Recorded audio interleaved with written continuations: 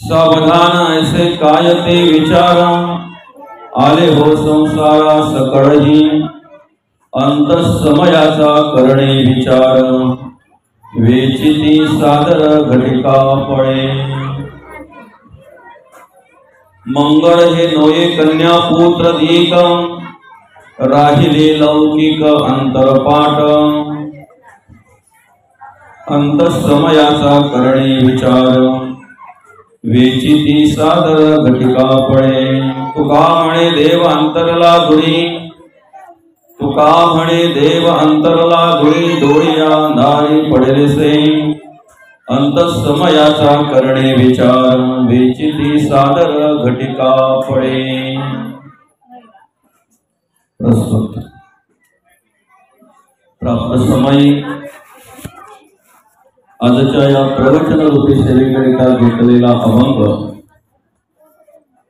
देऊचे सुप्रसिद्ध साधू वैराग्याचे महामेरू जगद्गुरु जगदवंदनीय श्री संत महंत श्रीमंत श्री तुकाराम महाराज आणि श्री महाराजांच्या गाथेतील माणसाने किती सावध असावं, कुठे सावध असावं, कशा प्रकारे सावध असावं आणि का सावध असावं, म्हणजेच अंतःसमयाचा विचार माणसाने कशा प्रकारे करावा, अंतःकाळीचा विचार माणसाने कशा प्रकारे करावा। या जीवनामध्ये कार्य करत असताना, या आयुष्याच्या मार्गावर वाटचाल करत असताना कोण आपला आहे आणि कोण परका आहे याची ओळख करून देणारा हा जगद्गुरु तुकाराम महाराजांचा अभंग आहे। ज्या निमित्ताने या ठिकाणी ही आपण प्रवचन सेवा आयोजित केलेली आहे, आपल्याला सर्वांना सुपरिचित असलेलं हे वाडेघर पाडा येथील व्यापारी परिवार आणि या व्यापारी परिवाराच्या अर्थातच बोराडे परिवाराच्या मातोश्री कैलासवासी अंजनीबाई बारको व्यापारी यांचं सोमवार दिनांक 5 फेब्रुवारी 2024 रोजी अर्थातच 5 फेब्रुवारी रोजी वृद्धापकाळाने निधन झालं। त्यांचं अल्पशा आजाराने निधन झालं आणि त्यांच्या उत्तर रात्री निमित्त या ठिकाणी आपण ही प्रवचन सेवा आयोजित केलेली आहे। या ठिकाणी जगद्गुरु तुकाराम महाराज आपल्याला ओळख करून देत असताना, आपल्याला मार्गदर्शन करत असताना म्हणतात, आपण आपल्या जीवनामध्ये आयुष्यामध्ये कशा प्रकारे सावध असावं, कारण सावधानता खूप महत्वाची आहे माणसाच्या जीवनामध्ये आयुष्यामध्ये। ज्याप्रमाणे तुम्ही तुमच्या कामानिमित्त, तुमच्या व्यापार व्यवसायानिमित्त प्रवास करत असता, त्यावेळेला जेवढी सावधानता तुमची महत्वाची आहे त्यापेक्षा अधिक सावधानता तुम्ही तुमच्या आयुष्याचा मार्गक्रमण करत असताना आवश्यकता आहे। त्यापेक्षा अधिक माणसाने सावध असावं आपल्या जीवनाचा मार्गक्रमण करत असताना। खरं तर ज्यांच्या उत्तर कार्यांच्या अर्थातच उत्तर रात्रीच्या निमित्ताने ही प्रवचन सेवा आपण आयोजित केलेली आहे, आपल्या या व्यापारी परिवाराच्या मातोश्री कैलासवासी अंजनीबाई बारको व्यापारी आईसाहेबांनी त्यांच्या आयुष्यामध्ये अतिशय चांगल्या प्रकारे कर्म केली, चांगल्या प्रकारे कार्य केलं आणि त्यांच्या जीवनाचा मार्गक्रमण करत असताना या व्यापारी परिवारावर चांगल्या प्रकारे संस्कार केले। आपल्या आयुष्यामध्ये जे काही चांगली कर्म करता आली ती चांगली कर्म केली आणि सृष्टीच्या नियमाप्रमाणे एक ना एक दिवस माणसाला जावं लागतंय. सुभाष दादा इकडे या. सृष्टीच्या नियमाप्रमाणे एक ना एक दिवस माणसाला जावं लागतंय. तो हार घ्या आणि इथे ग्रंथाला टाका. त्याप्रमाणे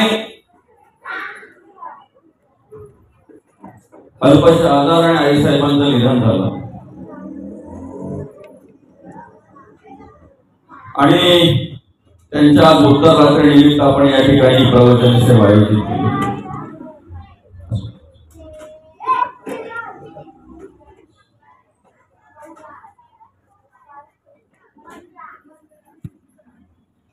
जाणं तर प्रत्येकाला आहे, मृत्यू प्रत्येकाला आहे, नाही का?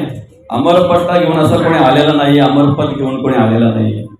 हे दष्टम तद नष्टम, म्हणजे शास्त्र असं सांगताय की जे दिसतंय ते नाचतंय, आहे की नाही? आणि जे दिसतंय ते नाचतंय म्हटल्यानंतर जाणं तर सर्वांनाच आहे. फक्त ते स्मरणात ठेवलं पाहिजे की मला एक दिवस जायचं आहे की नाही? माणूस या ठिकाणी जीवनामध्ये वाटचाल करत असताना जे पण काही कार्य करत असेल ते कार्य करत असताना एवढ्या भ्रमामध्ये कार्य करतोय, एवढ्या अहंकारामध्ये कार्य करतोय, एवढ्या अभिमानामध्ये कार्य करतोय की त्याच्या त्या कार्याकडे बघितल्यानंतर, त्याच्या राहण्याकडे, वागण्याकडे, जगण्याकडे बघितल्यानंतर असं वाटतंय की याला मृत्यू नाहीच आहे की काय. म्हणजे मला जाणं आहे हे मनुष्य विसरूनच जातोय, मला मृत्यू आहे हे मनुष्य विसरून जातोय. आणि म्हणून आपल्या जीवनामध्ये आपण या ठिकाणी कार्य करत असताना अनेक गोष्टी सत्य आहेत, पण त्या सत्य असलेल्या गोष्टी आपण स्वीकारत नाहीत, आहे की ना? सत्य असलेल्या गोष्टी आपण स्वीकारत नाहीत, कारण आपल्याला संगत खोट्यांची लाभलेली असते, आपल्याला संग खोट्यांचा झालेला असतो. आपल्या चारही बाजूने खोटं खोटं खोटं सगळं भ्रम, भ्रांती, अज्ञान असल्यामुळे, अंधश्रद्धा असल्यामुळे सत्य बाजूलाच राहून जात आहे. माया असत्य आहे. मायेची ओळख करून देत असताना संत म्हणतात माया जशी दिसते तशी नाहीये, आणि जशी दिसते तशी नाहीये तिचं नाव माया आहे. बरं का? जशी दिसते तशी नाहीये तिचं नाव माया आहे. म्हणून जगद्गुरु तुकोबा म्हणतात नको नको मना गुंतो माया जाळी, काळ आला जवळी ग्रासावया. मनाला सांगितलंय मना नको, एकदाच नाही सांगितलं, परत नको नको मना गुंतो माया जाळी. माया कशी आहे माहिती आहे का? आम्ही आकाशात बघितल्यानंतर जर असे डोळे चोलले ना तर आम्हाला चक्र दिसतंय बघा, असं काही कालांतराने ते नष्ट होत आहे. तशी माया आहे. माया कशी आहे माहिती आहे का? एखाद्या गाडीमध्ये आम्ही प्रवास करत असतो, पण रोडच्या बाजूला असलेली झाडं आम्हाला पळताना दिसतात. खरं तर पळते गाडी, पण झाडं पळताना दिसतात. भास म्हणतात त्याला. तशी माया आहे.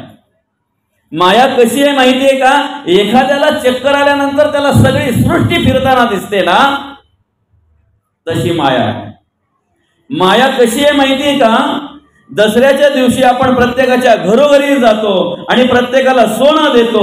त्याच्या हातात सोनं दिल्यानंतर जर ताई असेल तर ताईला म्हणते ताई हे सोनं घे, तुला गंटन कर, तुला हार कर, तुला नेकलेस कर. दादा असेल तर दादा तुला चैन कर, तुला ब्रेसलेट कर, हे सोनं घे तुला. तेच सोनं सकाळी आम्हाला गवनीवर पाहायला मिळतंय.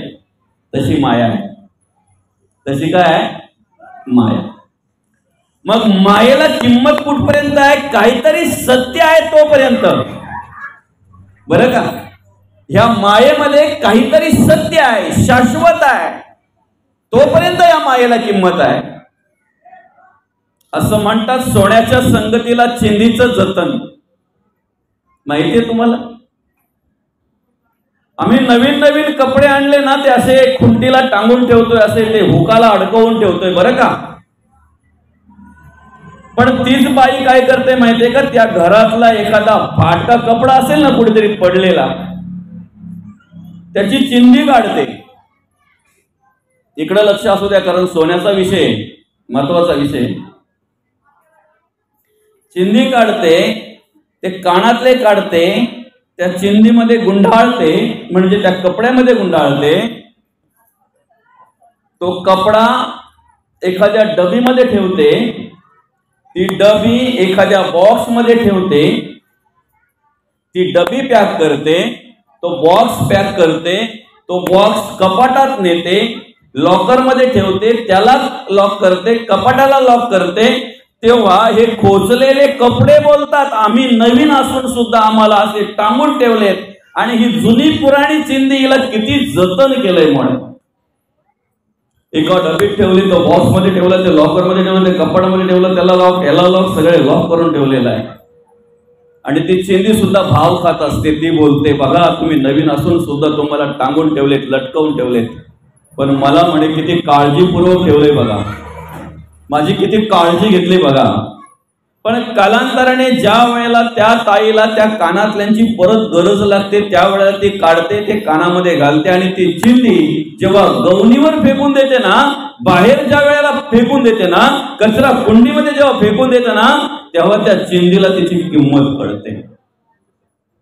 तशी माया आहे. जोपर्यंत ब्रह्म आहे, आत्मा आहे, अंतरात्मा आहे, ते सत्य ब्रह्म जोपर्यंत आहे तोपर्यंत ही माया कार्य करते. तो लाख हिफाजत कर ले, लाख करे रखवाली, उड़ जाएगा एक दिन पंछी रहेगा पिंजरा. एकदा ते ब्रह्म निघून गेला, एकदा तो देव निघून गेला, एकदा तो अंतरात्मा निघून गेला ना, की मग सगळ्यांची किंमत सारखी होती. गरीब असू द्या, श्रीमंत असू द्या, अशिक्षित असू द्या, सुशिक्षित असू द्या, ज्ञानी असू द्या, अज्ञानी असू द्या, काळा असू द्या, गोरा असू द्या, सगळ्यांची जागा शेवटी एकच आहे का वेगळी आहे? आपल्या वाडेघर पाड्यामध्ये किती स्मशानभूमी आहेत? वाडेघर पाड्यासाठी स्मशानभूमी किती आहे? म्हणजे काला मेला तरी, गोरा मेला तरी, श्रीमंत मेला तरी, तिथंच गरीब मेला तरी, अज्ञानी मेला तरी, ज्ञानी मेला तरी, सुशिक्षित मेला तरी, अशिक्षित मेला तरी. मग अंतरात्मा असताना, जिवंत असताना आपण जो अभिमान करतो तो कसला? मी श्रीमंत आहे, मी ज्ञानी आहे, मी मोठा की नाही. कधी कधी माणूस काम करताना, कार्य करताना बोलतो सुद्धा, त्यांची आमच्या पुढे उभं राहायची काय काही शब्द वापरत असेल तो असेल. दादा, सगळ्यांची लायकी एकच होऊन जाते ज्या वेळेला अंतरात्मा निघून जातो, त्यावेळेला सगळ्यांची जागा एकच आहे. आणि तुम्हाला सांगू का, त्या जागेवर जेणेकरून तरी कोणी अतिक्रमण करत नाही. मौली खरंय की खोट आहे? थोड्या वेळासाठी गेला तरी पण माणसाला असं वाटतं कधी बाजूला पडतो त्या जागेतून. आपण अतिक्रमण करायचा लांबच गेला आहे की नाही. शेवटी एकदा अग्नी दिला ना माणसाला की कोणी थांबत नाही तिथे, कोणी थांबत नाही. कोण थांबतंय? मग बघा ना, तो अंतरात्मा असताना, तो सत्य ब्रह्म असताना, बरं का, ते ब्रह्म ह्या देहामध्ये असताना सगळे आपल्यावर हक्क गाजवतात, सगळे हक्क गाजवतात, सगळे हक्काने सांगत असतात, सगळे हक्क गाजवित असतात आमच्या या देहावर. कधीतरी घरामध्ये भांडण झाली ना सासूची आणि सुनेची, की मग ती सासू बोलते माझा मुलगा आहे, माझा ऐकेल. लगेच ती सून बोलते हो हो माहित आहे, माहित आहे, माझे पती आहेत, नवरा माझा आहे, बघू ना कोणाचं ऐकतात ते. तेवढ्या ती मुलं बोलतात आमचा पप्पा आहे, भाऊ बोलतोय माझा भाऊ आहे, बहीण बोलते माझा भाऊ आहे, काका बोलतात माझा पुतण्या आहे. सगळे हक्क गाजवतात. देह एकच आहे, पण ह्या देहावर अधिकार कोणाचा आहे? किती जणांचा हक्क आहे? सगळे म्हणतात माझे माझे माझे माझे माझे. एवढंच नाही तर त्या स्मशानातला अग्नी सुद्धा बोलत असतो हा देह माझा आहे, पण ज्या वेळेला याला कोणीही नसते ना, त्यावेळेला एकच सांभाळतोय. मौली एकदा अग्नी दिलं ना माणसाला की कोणी तिथं ज्या वेळेला थांबत नाही ना, त्यावेळेला स्मशानामध्ये ज्या देवाची वस्ती आहे ना, त्या देवाला काय म्हणतात बरं? स्मशानात कोणता देव राहतोय आपला? महादेव, भोळाशंकर. म्हणून म्हटलं जात आहे, जगी जास कोणी नाही. आताही तोच आहे बरं का. आता जरी आपल्याला वाटत असेल हा माझा आहे, तो माझा आहे, एवढी सगळं माझा गणगोत भरलेला आहे, माझे सोयरे म्हणजे आमचा सोयरा एक पण नबला नाही बरं का, असं माणूस बोलतोय. दादा हे कुठपर्यंत आहेत? सोयरे धायरे दिल्या घेतल्याचे अंत हे काळीचे कोणी नाही. जगद्गुरु तुकोबा म्हणतात. काय म्हणतात जगद्गुरु तुकोबा? म्हणून कोण कुणाचा पिता जगी या माता ही कवणाची, कन्या पुत्र ही नसती आपुले भार्या तर परक्याकडची. बंधू भगिनी सगळे सोयरे आप्त इष्ट संपत्तीची, कोणी नसे या जगी आपुले धरी कास तू धर्माची. नाही कुणाचे कुणी तुझे नव्हे रे, कोणी अंती जाशील एकला रे प्राण्या मासे मासे म्हणून. बंधू कुणाची, बहीण कुणाची, कोण कुणाचे, सगळे सोयरे मेल्या पाठी सर्वच राहील, तुटतील धागे दोरे प्राण्या मायेचा बाजार. 2 दिवसाची तुझी जवानी नाही पुढे टिकणार रे, वृद्ध पाण येता जवळी वैद्य काय करणार प्राण्या मायेचा बाजार. म्हणून हे सगळं जे आपलं आपलं वाटतंय ना, हे सगळे आपले असताना सुद्धा कधीतरी ते आपल्याकडे दुर्लक्ष करतात. अशा वेळी ही आपल्याला सांभाळणारा देवच असतोय. आणि ज्या वेळेला हे सगळे पाठ फिरवतात ना, त्यावेळेला सुद्धा माणसाला शेवटच्या श्वासापर्यंत सांभाळणारा देवच असतो. हे मात्र निश्चित. आपला विषय असा आहे की आपल्या आयुष्यामध्ये काही गोष्टी सत्य आहेत, पण ते आम्ही स्वीकारत नाहीत. बरोबर आहे की नाही? आता सांगा, पाप कर्म केल्यानंतर माणसाला पुण्य मिळतंय का? पाप मिळतंय?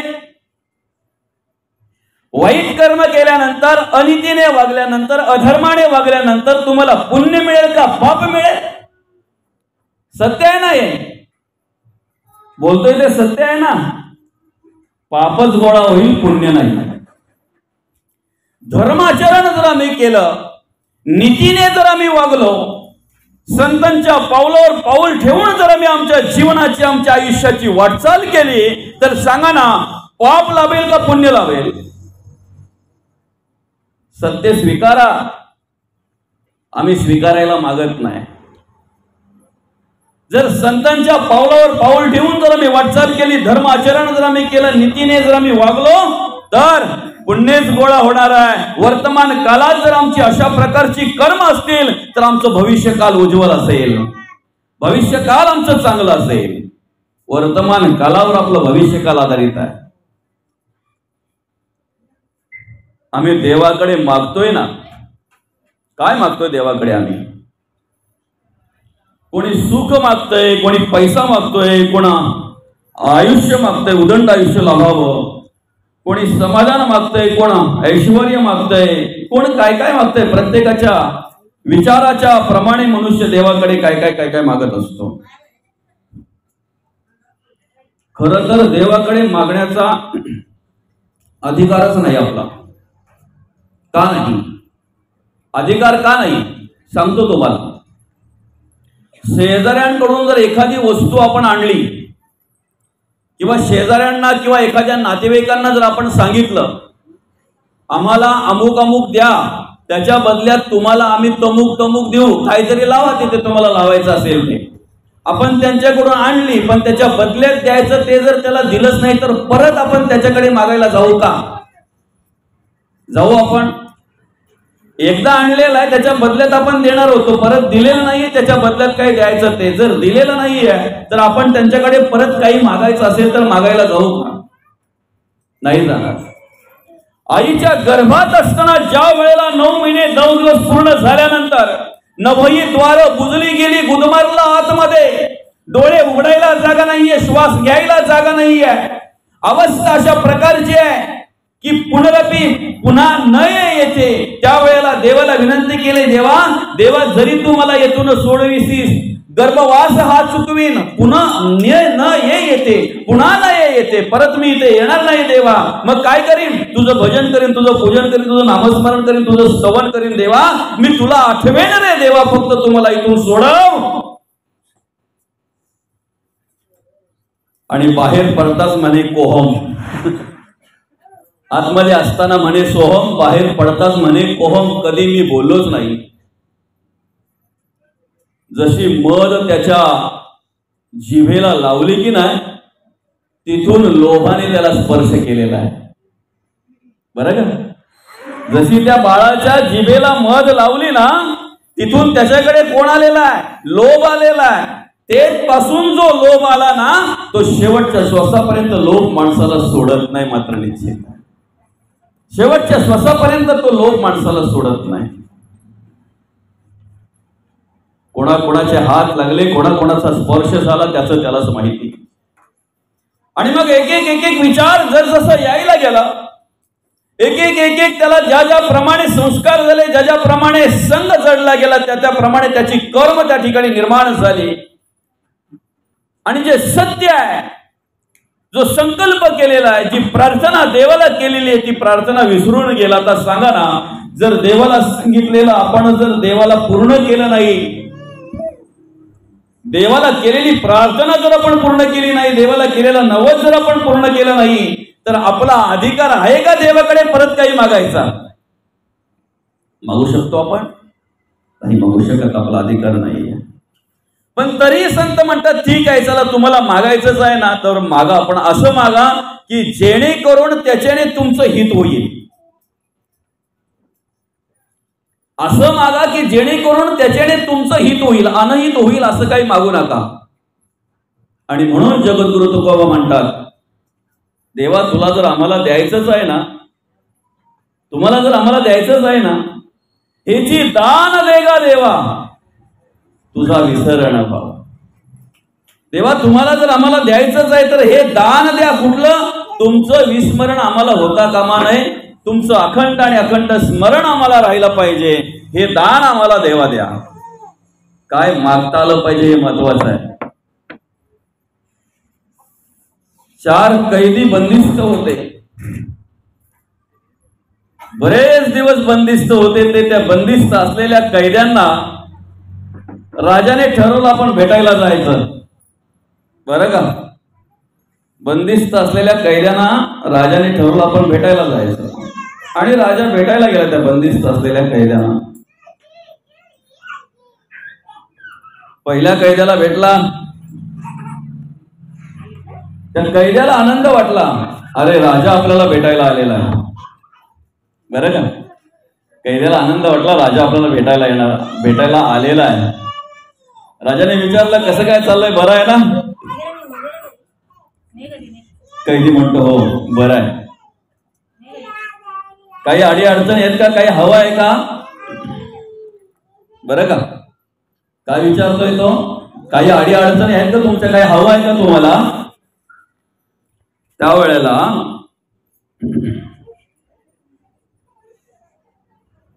त्या कैद्याने सांगितलं, राजासाहेब रेकॉर्डिंग चालू आहे, थोडस जरा सांभाळा या गोष्टी.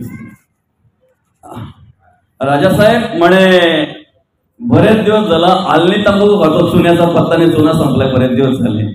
तंबाखू आहे माझ्याजवळ पण चुना नाही म्हणे. चुना जर मिळाला, चुन्याची जर व्यवस्था मला केली तर बोलवली. आणि राजाने सांगितलं, अरे म्हणे याला चुना द्या बाबा, चुना पाहिजे, याला चुना द्या. आणि दिला त्याला. दुसऱ्या कैद्याच्या रूम मध्ये गेल्यानंतर दुसऱ्या कैद्याला विचारलं, बाबा रे तुला काय हवं आहे का? हा म्हणे, राजासाहेब जेवण इथे काही व्यवस्थित मिळत नाही. घरी म्हणजे कसं आपल्याला चांगलं चांगलं खायची सवय, इथे काय बरोबर जेवण नसते. जरा जेवणाची व्यवस्था जर व्यवस्थित केली तर बरं होईल. नाही ठीक आहे, चला याला जेवण द्या. राजाच ना, राजाकडे मागल्यानंतर राजा देणारच आहे. सांगितलं याला याच्या इच्छेप्रमाणे जेवण देत चला. तिसऱ्याला विचारला, दादा तुला? मला काय नाही, बोलतो मी शेताच्या बांधावर झोपायचो. झोप आली ना एकदा, शेताच्या बांधावर म्हणे झोपायचो मी. गाडीमध्ये जर कधी झोपलो, डोंबिवलीला उतरायचं असायचं, पण ठाणा कधी जायचा तर पत्ता पण लागत नव्हता, बरं का.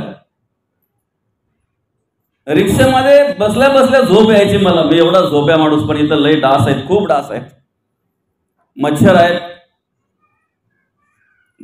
ढेकणं आहेत, खूप त्रास होतोय. म्हणे एक मस्त अगदी पलंग गादी जर व्यवस्थित असली आणि मच्छर झाली जर असली तर बरं होईल. केली व्यवस्था त्याची, तिसऱ्याची पण व्यवस्था केली. जे काय असेल ते द्या त्याला, पलंग द्या, गादी द्या, मच्छरदाणी द्या, व्यवस्थित झोपू द्या त्याला. चौथ्याकडे गेल्यानंतर त्याला विचारलं तुला काय हवं आहे का? म्हणे राजेसाहेब बरं झालं तुम्हाला बघून आनंद वाटला. खरं तर मी या ठिकाणी आलो, पण या ठिकाणी येण्याच्या आधीपासून माझ्या मनामध्ये एक विचार होता. तो विचार मी खूप दिवसापासून तुम्हाला सांगण्याचा प्रयत्न करत होतो, पण तुमची माझी भेटच होत नव्हती. अचानक आज तुम्ही आम्हाला काहीतरी देण्याच्या उद्देशाने आलेले आहेत, विचारण्याच्या उद्देशाने आलेले आहेत. खरं तर तुमची भेट झाली, आज मला आनंद वाटला. तुला काय हवं आहे का? हो राजेसाहेब, मी याच्या आधी सुद्धा तुम्हाला सांगणार होतो आणि आजही तेच सांगतो. जे याच्या आधी मला वाटत होतं तेच आजही तुम्हाला सांगतोय. म्हणे काय, तुम्ही माझ्या घरी एक दिवस तरी वस्तीला यावं आणि पंचपक्वान्नाचं जेवण माझ्या घरी जे काय असेल ते तुम्ही खावं, बरं का. काय सांगितलं राजाला? तुम्ही एकदा तरी माझ्या घरी यावं, माझ्या गावामध्ये यावं आणि पंचपक्वान्नाचं जेवण जे काही असेल माझ्या घरी ते एकदा तरी तुम्ही वस्तीला येऊन आणि एकदा तरी माझं ते जेवण जेवावं. आता त्याच्या गावात जायचं म्हटल्यानंतर त्याला गाव कोणता हे पहिलं माहिती करून घेतलं. त्याच्या गावात पहिले रोडची व्यवस्था केली, लाईटची व्यवस्था केली, पाण्याची व्यवस्था केली, सगळं व्यवस्थित चकाचक केलं. त्या गावात जायचं म्हणजे एकही घर असा नवला नको, एकही घर असा मोडका नको. सगळी घरं सुधरवली, त्याचा गाव सुधरवला. त्याच्या घरात जायचं म्हणजे राजमहालासारखं घर त्याचं तयार केलं. राजाला एकच रात्र वस्तीला जायचं होतं, पण एवढं सगळं बदल केलं. आणि विशेष म्हणजे त्याच्या बरोबर जेवणायचं आहे, त्याच्या बरोबर जेवण करायचं आहे, म्हणून त्याला सुद्धा त्या ठिकाणाहून मोकळं करायला लागलं राजाला. हे तिघे पण बघत बसले, तिघे पण पाहत बसले. एकाने चुना मागितलं, बरोबर राजा असताना मी काय मागितलं. एकाने जेवण मागितलं, एकाने झोपायची व्यवस्था मागितली. आणि मग प्रस्तावायला लागले ते, अरे चौथ्याने म्हणे काय मागितलं बघा. तसं देव देण्यासाठी आलेला आहे. आम्ही देवाकडे मागितल्यानंतर जर आमची शिल्लक असेल आर्थिक, कायिक, वाचिक, मानसिक, तर निश्चित देव आमची ती पूर्तता करणार आहे. जे काय आम्हाला हवं आहे ते देणार आहे, पण आम्ही काय मागावं. संत म्हणतात दादा, तुम्हाला तुमच्या जीवनामध्ये आयुष्यामध्ये सावधान राहता आलं ना, सावधान बघा, म्हणजे ह्या अभंगातला पहिला शब्दच आहे सावधान ऐसे काय ते विचारा. मला तरी असं वाटतं की इथे लहान मुलं जी बसलेली आहेत ती मुलं सोडून, अविवाहित काही आहेत ते सोडून, जेवढे विवाहित आहेत तेवढ्यांनी हा शब्द अनेक वेळा ऐकलेला आहे. सावधान ऐकलंय की नाही? विवाहितांना माझा प्रश्न आहे, कोणी ऐकला नाही बरं हा शब्द? सावधान हा शब्द कोणी ऐकलेला नाही. सावधान म्हणूनही आम्ही अडकलो. तिथे ते म्हणतात वाजंत्री बहु गलबला न करणे कुर्यात सदा मंगलम. पण आमचे वाजंत्री एवढे गलबला करतात की त्या ठिकाणी पण स्थिर उभे राहू देत नाहीत. ते त्या ब्राह्मण बुवांना सांगतात लवकर आवरा, इकडे पोटामध्ये कावळे टाकायला लागले. ऐक ना, आमच्या बहुजन समाजाला हीच मोठी कीड आहे दादा. ज्या ठिकाणी आम्ही वेळ द्यायला पाहिजे त्या ठिकाणी वेळ देत नाही, आणि ज्या ठिकाणी वेळ द्यायला नको त्या ठिकाणी उजाडला तरी वेळ देतो. आम्हाला पत्रिकेमध्ये आमंत्रण असते सहकुटुंब, सहपरिवार, मित्रमंडळी सहित यावं. कशासाठी? काय असतंय त्या पत्रिकेमध्ये? वधूवरांचा शुभ आशीर्वाद देण्यासाठी मित्रमंडळी सहित सहकुटुंब, सहपरिवार यावं. कशासाठी? वधूवरांना शुभ आशीर्वाद देण्यासाठी. आम्ही उठण्याच्या दिवसापासून हजर असतो. गेलं पाहिजे, काय पडेल ते काम केलं पाहिजे, जी मिळेल ती सेवा त्या ठिकाणी केली पाहिजे. जर आपल्या नात्यातला असेल तर त्याला सहकार्य आपण केलं पाहिजे निश्चित. हळदीच्या दिवशी आम्हाला सांगतात, दादा सकाळी लवकर जायचंय, नवरदेव घेऊन जायचंय, लग्न वेळेवर लागलं पाहिजे, 2 तासाची तरी झोप भेटली पाहिजे आपल्याला. आता बस करा दादा, बंद करा. तरीही ऐकत नाहीत. काय टार्गेट असते काय माहिती त्यांचं.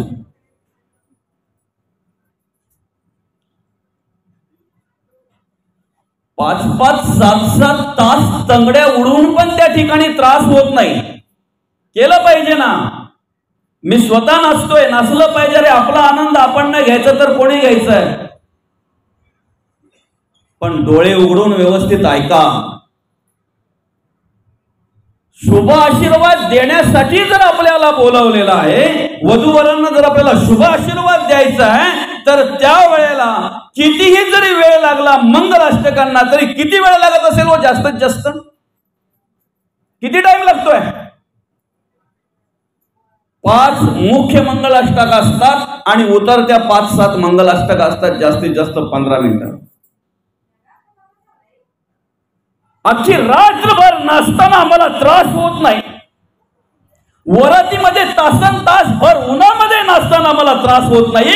आणि ज्या वेळेला ज्या कामानिमित्ताने आम्हाला आमंत्रण केलेलं आहे, ते शुभ आशीर्वाद देताना जर आम्हाला गरम होत असेल, जर आम्हाला त्रास होत असेल, तर मी तर म्हणतोय अशा दरिद्र विचाराच्या माणसांनी त्या ठिकाणी जाऊ पण नाही. का जावं? कशासाठी आपण हे सगळं करतोय? जे महत्वाचं आहे ना, त्याच टायमाला नेमकं आम्हाला काय होतंय माहितीये का? आणि म्हणून सगळीकडे आपण असावं, पण आपल्या जीवनात, आपल्या आयुष्यात जर आपल्याला सावधान राहायचं आहे ना दादा, आणि सावधतेने जर कार्य करायचं आहे, जेवढा आपण प्रपंचासाठी, संसारासाठी झटतोय ना, जेवढा आपण आपल्या स्वार्थासाठी, आपल्या आयुष्यासाठी झटतोय, आपण जे कार्य करतोय, सगळ्या आयुष्याचा गणित करा, सगळ्या आयुष्याचा विचार करा. त्यापैकी आपण देवाचं किती करतोय, परमार्थ किती करतोय, भक्ती किती करतोय, आपण देवाचं नामस्मरण किती करतोय, देवाचं स्तवन किती करतोय, फक्त याचा विचार करा बस. आणि सावधान म्हणताच बोल्यावरून समर्थ पळून गेले. 15 वर्ष पुरंचरण केलं, 15 वर्ष तपश्चर्या केली. काही काळानंतर समर्थ आले. त्यांना वाटलं आईला मिळावं, आईला भेटावं.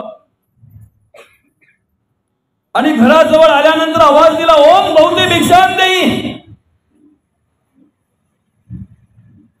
मुलं किती जरी मोठी झालीत ना, तरी आई वडिलांपेक्षा कधीच मोठी होत नाही, मात्र निश्चित आहे. बरं का? मुलं किती जरी मोठी झाली तरी आई वडिलांपेक्षा कधीही मोठी होत नाहीत. आणि आवाज ऐकल्याबरोबर आतमध्ये दृष्टी गेलेली आई. बरं का? दृष्टी नव्हती आईला, फक्त आवाज ऐकला. आणि आवाज ऐकल्याबरोबर आईच्या तोंडातून निघाला, अरे माझा नारायण आला का? 15 वर्ष तपश्चर्या, 12 वर्ष तपश्चर्या आणि 12 वर्ष पुरंचरण केलेलं, कित्येक वर्षानंतर आलेले समर्थ. पण आजही आवाज त्या आईने ऐकलेला आहे, आजही आवाज त्या आईच्या लक्षामध्ये आहे, आजही आवाज त्या आईने ओळखलेला आहे. आतमध्ये प्रवेश केला, समोर आईला बघितलं. आईला स्पर्श झाल्याबरोबर आईने मिठीत घेतलं त्याला. नारायणा, औंजारायला लागली, गोंजारायला आई लागली. आई हाताने पाहायला लागली, माझा नारायण किती मोठा झालेला, खूप मोठा झाला रे तू. खूप मोठा झाला. डोळे भरून पाहायची इच्छा आहे रे, पण दृष्टी नाहीये. आणि तेवढ्याच समर्थाने आपल्या आईच्या डोळ्यावरून हात फिरवलं. समर्थांनी आपल्या आईच्या डोळ्यावरून हात फिरवल्याबरोबर आईला दृष्टी आली. आई पाहायला लागली. डोळे भरून पाहते आई. आईच्या डोळ्यातून आनंद अश्रू आले आणि आई म्हणते, अरे नारायणा, असा कुठला भूत तू प्रसन्न करून घेतला रे? नुसती डोळ्यावरून हात फिरवला तर मला दृष्टी आली, असं कुठलं भूत तू प्रसन्न करून घेतलं? तेव्हा समर्थांनी त्या भूताचं वर्णन केलेले जरा ऐका. समर्थ म्हणतात, होते वैकुंठीच्या कोणी, आले अयोध्या भुवनी, कौशल्येच्या लागले स्तनी, तेची भूत के माये. मार्गी जता वनांतरी, पाय पडला दगडावरी, झाली पाषाणाची नारी, तेची भूत के माये. वालिस निर्दालिले, सुग्रीवास प्रतिपालिले, पाणी पाषाण तारिले, तेची भूत के. सर्व भूतांचे हृदय नाम त्याचे राम राय, रामदास नित्य गाय, तेची भूत के माय. त्या भूताचं वर्णन केलेलं आहे, ज्या भूताचं 22 जानेवारी रोजी अयोध्येमध्ये जे मूर्ती रूपाने विराजमान झालं, प्रभू रामचंद्रांचं वर्णन त्या ठिकाणी आईने केलेलं आहे. होते वैकुंठीच्या कोणी, आले अयोध्या भुवनी, कौशल्येच्या लागले स्तनी, तेची भूत के माये. मार्गी जाता वनांतरी, पाय पडला दगडावरी, अहिल्या शिळा राघवे मुक्त केली, झाली पाषाणाची नारी, तेची भूत के माये. अधर्माने वाटचाल करणारे, अधर्माने आचरण करणारे, अनितीने वागणारे, वालिस निर्दालिले. कारण मोठ्या भावाची बायको जर असेल तर ती आपल्या आईप्रमाणे असते, आणि लहान भावाची बायको जर असेल ती आपल्या बहिणीप्रमाणे असते. आणि म्हणून वालिस निर्दालिले, सुग्रीवास प्रतिपालिले, धर्माला सहकार्य करणारा सुग्रीव प्रतिपालिले, पाणी पाषाण तारिले, ज्या दगडावर राम लिहिलं तो दगड तरलेला आहे. ज्या दगडावर राम लिहिलं तो दगड तरलेला आहे. पाणी पाषाण तारिले, त्याची भूत के माये. कोण आहे ते?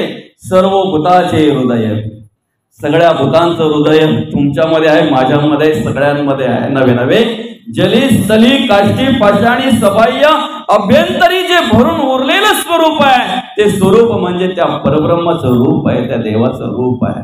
किती सावध असावं, ज्या ज्या ठिकाणी आम्ही जाऊ ना, त्या त्या ठिकाणी त्या देवाचं दर्शन आम्हाला व्हावं. एवढं सावध असावं की जरा सुद्धा वाईट विचार आमच्या अंतःकरणामध्ये येता कामा नये, जरा सुद्धा कुठल्याही प्रकारचा वाईट गुण आमच्या अंतःकरणामध्ये येता कामा नये. म्हणून पहिल्याच चरणामध्ये जगद्गुरु तुकोबा आपल्याला ओळख करून देतात. सावधान ऐसे काय ते विचारा, आले हो संसारा सकळही. संसार कितीही केला नेटका तरी पांढरा पिका होत जातो. कितीही करावा नेटका. संत म्हणतात आम्हाला संसारामध्ये परमार्थ आठवावा. ज्या दिवशी आम्हाला संसारामध्ये परमार्थ आठवेल ना, त्या दिवशी संसार नाही, आम्ही परमार्थच करणार. आमच्याकडून परमार्थच घडणार. कारण आम्ही भांडी घासताना सुद्धा नामस्मरण करत असू, आम्ही कपडे धुताना सुद्धा नामस्मरण करत असू, आम्ही स्वयंपाक करताना सुद्धा नामस्मरण करत असू, आम्ही आमच्या जो काही व्यवसाय असेल त्या व्यवसाय व्यापार नोकरी धंद्यामध्ये ज्या ठिकाणी असू ना, त्या ठिकाणी आम्ही नामस्मरण करत असू. नाम घेता न लगे मोल, नाम मंत्र नाही खोल, दोची अक्षरांचे काम उच्चारावे राम राम. संत म्हणतात आम्ही संसार करत असताना आम्हाला परमार्थ आठवावा, म्हणजे आमचा संसार संपला जाईल आणि संसारही परमार्थच होऊन राहील. बरं का? पण आम्हाला परमार्थात संसार आठवतोय. आम्ही आळंदीला गेलो तरी पोलीपाट लाटणी घेऊन येतोय. आम्ही पंढरपूरला गेलो तरी पण तिथून बाई दुड्डी घेऊन येते. दुड्डी कुठून? पंढरपूरची. म्हणजे आम्हाला परमार्थातही संसार आठवतोय. जर परमार्थातही आम्हाला संसार आठवत असेल तर सांगा ना, आम्ही परमार्थिक म्हणून चालेल का? आम्ही स्वतःला परमार्थिक समजून चालेल? ज्या दिवशी आम्हाला संसारातही परमार्थ आठवेल ना, त्या दिवशी आम्हाला वाटून चालणार नाही, तर प्रत्यक्ष पांडुरंग परमात्मा परमार्थिक म्हणून त्या ठिकाणी आमच्यावर कृपा करणार आहे. आणि म्हणून अंतसमयाचा करणे विचार वेचिती साधन घटका फले. सर्वांकडे एक विचार हवा आहे, तो म्हणजे अंतसमयाचा विचार. बरं का? शेवटचा विचार कशासाठी? आता असं शेवटचा दिवस थोडं. या ठिकाणी कार्य करत असताना फक्त आम्ही एवढं स्मरणात ठेवलं पाहिजे की प्रत्येकाला अंतकाळ आहे, शेवट आहे. बरं का? प्रत्येकाला शेवट आहे. अंतसमयाचा करणे विचार वेचिती सादर घटिका पडे. संत म्हणतात, घटका गेली पळे गेली तास वाजे ठणाना, आयुष्याचा नाश होतो रामकारे म्हणाना. अंतसमय आम्हाला माहिती नाहीये, आहे की ना? इथे जन्मतारीख कोणाकोणाला माहिती आहे बरं? आपली जन्मतारीख बहुतांशी सगळ्यांना माहिती असेल. क्वचितच असे असतील की त्यांना त्यांची जन्मतारीख माहिती नसेल. बरोबर आहे? बरोबर आहे ना? 90% माणसांना इथे उपस्थित असलेल्या जन्मतारखा माहिती असतील. फक्त 10% असे असतील की त्यांना जन्मतारखा माहिती नसतील. पण त्यांचेही जर आधार कार्ड असतील ना, तर चुकीच्या काय नवीन आपण टाकायला लागले असतील जन्मतारखा. बरं का? द्यायला लागले असतील जन्मतारखा, आहे की ना? म्हणजे जन्मतारखा बहुतांशी सगळ्यांनाच माहिती असते, आहे की? जर 90% लोकांना जन्मतारखा माहिती आहेत इथल्या, तर 9% लोकांना तरी मृत्यूची तारीख माहिती पाहिजे ना? काय तुमच्या वाडेघरमध्ये काय लेटर पत्र काय फॉर्म बी येत नाही असे मृत्यूचे वगैरे असे काही भरायला? काही सरकारी माणसं येत नाहीत तुमच्याकडे? नाही. हा फरक आहे. आम्हाला जन्मतारीख माहिती आहे, आम्हाला मृत्यूची तारीख माहिती नाहीये. आम्ही जन्माला येण्याच्या 9 महिने 9 दिवस आमच्या घरातल्यांना कळते कोणीतरी येणार ग. आमच्या घरात कोणतरी येणार आहे. किती? काही दिवस आधी आमच्या घरातल्यांना कळतंय कोणतरी येणार आहे. पण आमच्या घरातला कोणतरी जाणार आहे हे आम्हालाच काय घरातल्यांनाही कळत नाही. घरातल्यांनाच काय आम्हालाही कळत नाही. मनुष्य देह म्हणजे पाण्याचा बुडबुड आहे. निर्माण झाला काय आणि फुटला काय हे आपल्याला माहिती आहे. फक्त एवढं स्मरणात ठेवलं पाहिजे की एक दिवस जायचा आहे. अंतसमय प्रत्येकाला आहे. बरोबर आहे का? अंतसमय प्रत्येकाला आहे. एक दिवस जायचा आहे. तो दिवस आम्हाला माहिती नाहीये, बरं का? तो दिवस आपल्याला माहिती नाहीये. तो दिवस माहिती करून घ्यायचा असेल तर आपण परवा चिंतन करताना त्या ठिकाणी आपण आता मागे नाही का प्रवचन झालं, त्या ठिकाणी ते आपण मांडलं बघा सगळं. कधी मृत्यू येतोय, कशा प्रकारे येतोय तो. परत ऐकवत नाही तुम्हाला, बोर व्हाल तुम्ही, बरं का? पण आहे एवढं लक्षात ठेवा, अंतसमय आहे एवढं लक्षात ठेवा. आणि आपल्याला जी तयारी करायची आहे ना, ती तीच करायची आहे. अंतसमयाची तयारी करायची आहे. माहिती नाहीये. एखाद्या माझ्या ताईला तिचा नवरा सोमवारी तिच्या माहेरी सोडून येतो, बरं का? आणि काय सांगतो माहितीये का?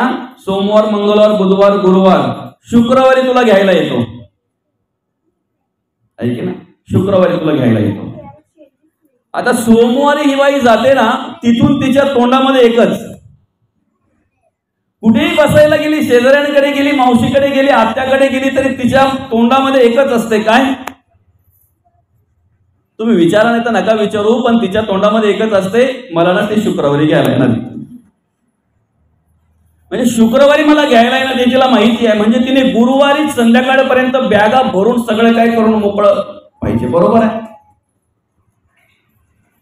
शुक्रवारी बॅगा भरायला घेतोय, तेवढ्यात तो आल्यानंतर मग बॅग भरायची राहते, मग इकडचं तिकडं तिकडचं इकडं काहीतरी राहतंय, मग परत अर्ध्या रस्त्याला गेल्यावर आठवण होते, अहो अमुक अमुक विसरलो, मग चला परत. आम्हाला काही दिवस आधी माहिती असताना सुद्धा आम्ही काही गोष्टी विसरतोय. या ठिकाणी आम्हाला कधी जायचंय हे एक मिनिटही माहिती नसतंय. काही काळ काय, काही दिवस काय, एक मिनिटही अगोदर आम्हाला माहिती नसते की आम्हाला जायचंय. कोणता वेळ येईल कायचा याचा न कळे की भरवसा. जैसे पक्षी काही दिशा उडून जाती, आमचं जाणं जर निश्चित आहे तर आमची बॅग भरलेली तयार का नको? याला स्थितप्रज्ञ म्हणतात, याला जीवनमुक्त म्हणतात. काय म्हणतात त्याला? जीवनमुक्त.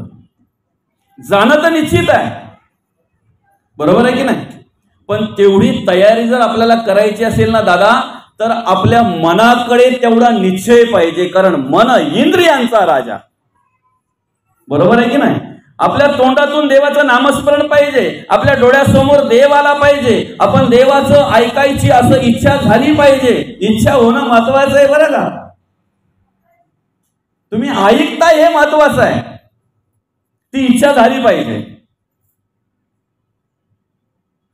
आणि मला तरी माहिती आहे की तुमची हे वाडेघरमध्ये आपले अनेक कार्यक्रम होतात ना, आनंद वाटतो मला.